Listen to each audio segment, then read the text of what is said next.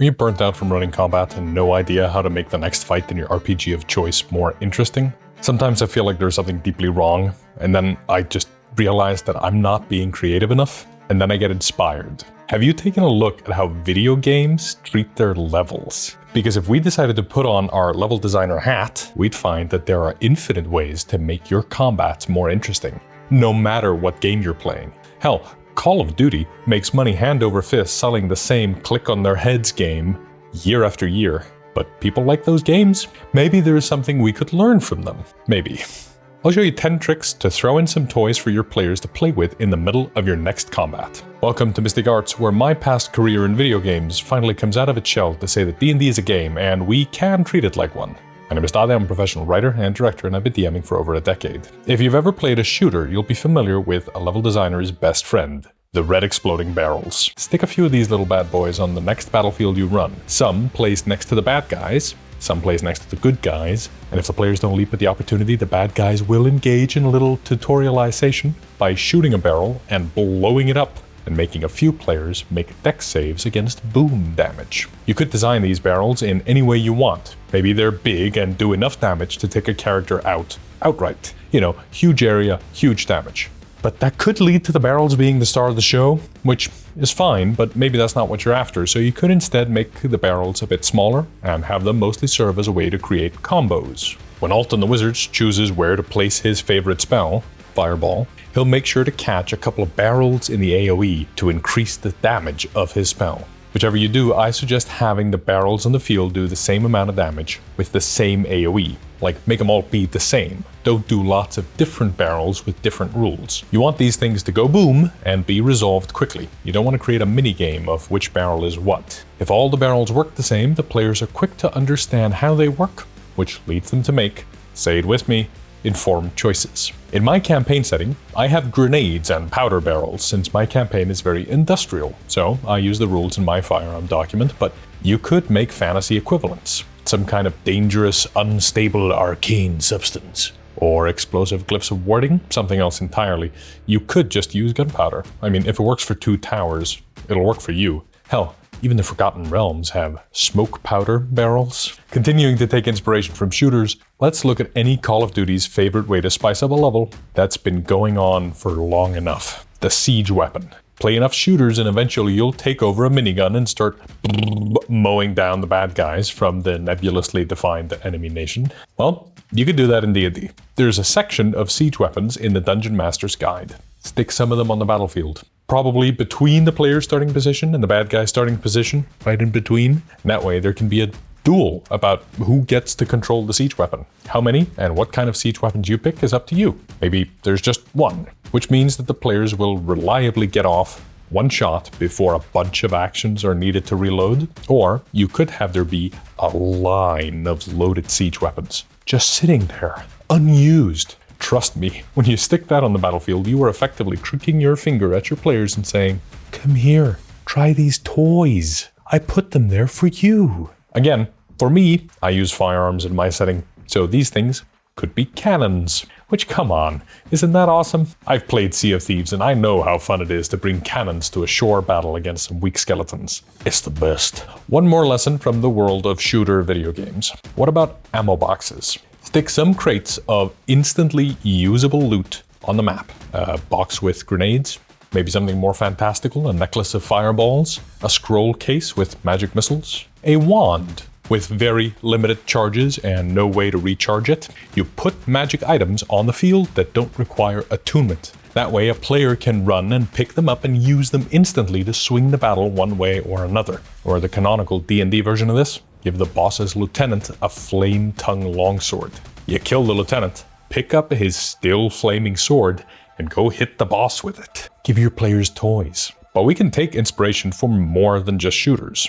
What about something that's a little more analogous to D&D, the adventure game genre? Let's start with a big drop. You can, and maybe I'll go bolder and say that you should, stick pits, cliffs, holes, etc. right on the battlefield. Big drops are an excellent way to let the players try something nuts. I mean, if you do stick a big drop on the map, you need to make your peace with the fact that your baddies may just die because they failed an athletics check. but your players will love it. 8 years ago, a player of mine pushed the Spirit Naga off a tower and killed her instantly. I still hear that story to this day. It was iconic and the player loved it. These come in different flavors. Cliffs I tend to think of as a fall here and die, whereas a pit might be more of an inconvenience than anything. I imagine climbing up out of a pit as a more doable task than scaling a big cliff. Though, the last time I pushed a fighter down a big cliff, the fighter's damage output was so important to the party that the wizard decided to spend 2 turns casting Dimension Door twice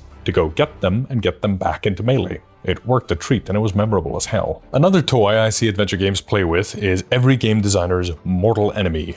Doors. For regular doors in D&D, they are typically just an object interaction to open or close, which means it's basically free and not really a game element. But what if, and bear with me, big idea incoming, what if there was a big door, like hefty, takes an action to open or close? Now, that fight in the doorway can be a little more interesting. Do the players spend their action to close the door before the boss gets a turn? Do they close it behind them? What if there's a maze of heavy doors and gorilla hunters within the complex? I don't know. Now, I haven't played around with that one, but I'm certain there's a fun interaction to be had with it. Improved Initiative is the sponsor of this week's video. It is a free, fully featured combat tracker for D&D 5th edition. You can run effortless combat sessions with quick access to stat blocks, hit points, and condition tracking, and so much more. When you open it up, you can literally search for any stat block you want, and you can see it on a huge list. You can click on them, drag them into your encounter, check how the encounter math works out. You can open up stat blocks and edit the text in them on the fly to homebrew your own versions of stat blocks using those as a basis. And I'm surprised more combat tracker apps aren't doing this kind of stuff. Improved Initiative is just showing them up at this point. You can also input your party, their level, and it'll save them so that you always have your same group of players. If one of them is, say, lower level than the rest, Improved Initiative will just remember that. Subscribers can unlock even more benefits, including a fully customizable player view and the D&D Beyond stat block importer. You can go head over to their Patreon and get 20% off of your first month by using the promo code MYSTIC. So go click the link in the description so they know who sent you. Speaking of interactions, one more cue from adventure games. Let's talk about Interactables, which is just a catch-all term for things on the map. For the sake of example, let's say you put a lever on the map. It's something that takes a utilize action to mess with, but it does something. Maybe it opens all the doors, or it lets water into the chamber, or it starts a forge, or it opens a door the players might want to escape through.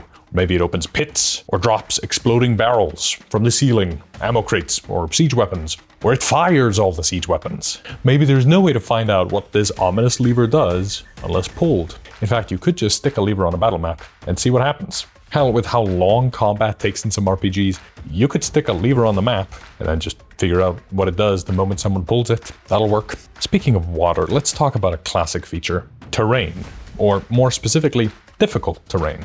What type of terrain you use is up to you and the theme of your adventure, but here are 3 examples. First, water. Make a water level. All video game designers eventually make a water level. Is your water level underwater or like above water? Or sort of both? I ran a Sunken Temple dungeon recently where the entrance into the dungeon was 3 feet underwater. So it was always difficult terrain going against the current. But then there were stairs down into a large open chamber that was now almost entirely underwater since the temple sank. So some of the fighting took place in this middle tier of water where the players were pushing through 3 feet of water, but all the boss monsters were Sahuagin that were faster in the water, and they were submerged further down below. I used my harpooner Sahuagin to attack the characters and then pull them into the depths where the rest of the Sahuagin swarmed them. Dangerous stuff. You could also do a different sort of terrain, sludge, which could be a liquid, but I mostly mean areas of the map where the terrain is rough. That could be undergrowth, furniture, trees, sludge, crops, or shrubberies. A shrubbery! A what? It's a small addition you could chuck into any battle. That'll decide how the players move, where they want to push the bad guys using their weapon mastery, spells, or whatever they have, and it'll define where the combat mostly takes place. As a bonus, you could have terrain-adjusted monsters. So, like, say you're fighting in a swamp, and the players suffer difficult terrain while in the swamp's sludgy waters. But maybe the lizard folk monsters they're fighting don't, because they're used to fighting in the swamp and aren't affected by the difficult terrain in the swamp specifically. You don't need to put it on the stat block. You could just decide that those are the conditions of the combat you're running. Like, battle maps can have their own game built in, their own features. I don't see why not. One more terrain feature. The floor is lava. This is a lot like the cliff because it's sort of instant death, but there's two differences. One, lava is liquid and can move. Maybe from pulling that lever from earlier, it redirects the course of the lava. Maybe there are creatures immune to fire who live in and swim in the lava. Maybe they try to pull the players into the lava. Lava mermaids. Two, lava does flat damage. The only 5e rules for lava are in Tomb of Annihilation, where it's listed as 10d10 fire damage when you enter it or end your turn there. So at a high enough level, players can survive a brief trip into lava, which I guess means use the lava level only when your players could theoretically survive a brief trip into lava. Or don't, I'm not your dad, that's just my name. Now, all that talk about terrain has me thinking about platformers. Stuff like Zelda, which is part platformer, part adventure game. You could do a lot with platforms if you put your mind to it. On one hand, you could have platforms above all that lava from earlier, or platforms as islands in the water. But if you want the full platformer experience, there is another way. The classic answer here is moving platforms. So instead of drawing them on the map, get some minis to represent the platforms, and on initiative count 20, hell, or even 10, you move them along a predetermined path. Or maybe the interactable, the lever, maybe it moves the platforms. Or maybe the interactable stops the platforms from moving, or reverses the movement so it goes from one way, you pull the lever, goes the other way. If you're anything like me, you're already imagining a fun combat that plays with these toys. A lever to reverse the movement of the platforms that move above the lava and the cliff. At the end of a chain of platforms, there might be a string of siege weapons, or a boss that pushes players as a part of the attack, pushes them into lava. We did a video a while ago about monster synergies, and since then, I've been designing new monsters with built-in synergies. But I think what we're talking about now is kind of the next logical step in that evolution.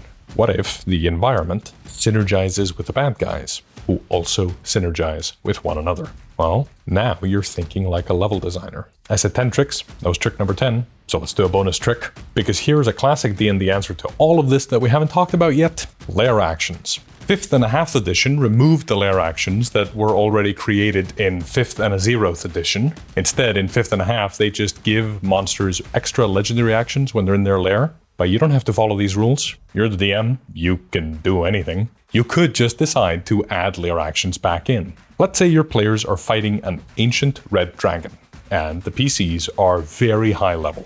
Well, let's create a cool lava arena for them. Moving platforms controlled by a command station with levers. The red dragon has a lair action that, and I quote, magma erupts from a point on the ground the dragon can see within 120 feet of it, creating a 20-foot high, 5-foot radius geyser. Each creature in the geyser's area must make a DC 15 dexterity saving throw, taking 66 fire damage on a failed save or half as much on a successful one. Add in legendary actions, siege weapons, some minions, and make sure all of these things make sense, play along with each other, and you've created an epic and memorable fight that your players will remember for ages. Okay, that's a lot of combat tricks to stick in your DM bag. 11 of them, in fact. I don't think you should use all of them at once, by the way. That's too many things. If you put 11 toys on the field, the players are probably just gonna check out. They're gonna ignore the whole thing and focus on the bit they understand instinctively from training or playing this game, the fight. Instead, stick to 2 or 3 tricks and let the combat mechanics handle the rest. Don't go overboard, just enough to make it interesting. But if we really want to use more, we can use one last level designer trick: tutorials and repetition. If you introduce the moving platforms in the first room of the volcano dungeon, the players might get used to them there. And then in the second room, you introduce the lava. In the third room, you introduce the siege weapons. And in the fourth room, you mix 2 of the already introduced elements, say lava and siege weapons. And by the time they get to the main boss room, they have interacted with everything on display. So at that point, no brain space gets wasted on trying to learn everything, because they already played through the tutorials that taught them everything. So all that's left to do is mix them together. And now they understand the field. They have a bunch of options in front of them, enough to make informed choices. This video is something of a sequel to one of our first videos. D&D has 8 types of combat, and the first type being the skirmish, which just means normal type of D&D combat. And I thought it was important to make this video to say that I think skirmishes are awesome because they can be made exciting in a million different ways. Think about it, if you mix these 11 tricks with our 8 types of combat and our 12 combat objectives, you've got around 120,000 different combinations that you can create. That's not even counting things like switching up what kind of bad guys you're fighting, or different choices you can make within each option that I listed in this video. Or if you just add one more toy to the toy box by mixing 4 kinds of level designer tricks. There are literally infinite combinations. So for your next fight, throw in the red exploding barrels, siege weapons, ammo boxes, big drops, doors, interactables, water, sludge, lava, platforms, or lair actions, and you'll make something memorable for your party. And they'll love the spice that you're tossing in. And that's where we'll pick it up next time. This channel is run by me and my girlfriend, and look, I made this Riso Print. Look at that! We just released the 5th edition of our digital magazine, The Broadsheet, on Patreon. Come pick it up now if you want a Doctor Who style Base Under Siege one-shot, playable species, and an inside look into my campaign setting. Until next time, keep studying the mystic arts.